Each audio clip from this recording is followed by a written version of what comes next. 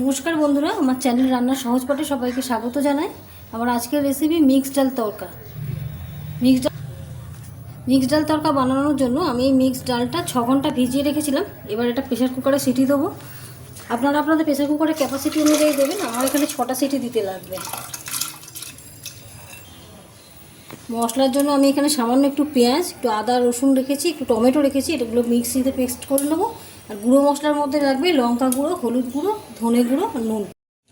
দেখুন বন্ধুরা, ডাল সিদ্ধ হয়ে গেছে। এবার আমি কড়াইতে তেল গরম করে গোটা গরম মশলা আর গোটা জিরে ফোড়নে দিয়ে দেবো।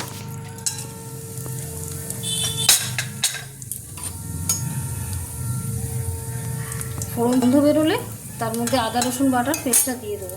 পেঁয়াজ আর আদা রসুন টমেটো। দেখুন বন্ধুরা, মশলার গা থেকে তেল ছেড়ে দিয়েছে। এবার এর মধ্যে 1 চা চামচ লঙ্কা গুঁড়ো, 1 চা চামচ হলুদ গুঁড়ো, 1 চা চামচ ধনে গুঁড়ো এবং পরিমাণ মতো নুন আমি দিয়ে দিলাম।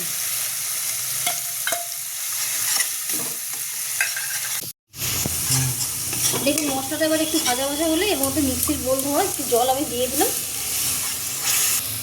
দেখুন মশলা কষানো হয়ে গেছে। এবার এর মধ্যে আমি সিদ্ধ করা তরকার ডালটা দিয়ে দেবো। দেখুন বন্ধুরা, তরকাটা রেডি হয়ে গেছে। এবার নামানোর আগে এবার সামান্য একটু কাসুরি মেথি পাউডার আর 1 চা চামচ মতন ঘি দিয়ে আমি গ্যাসটা অফ করে দেবো।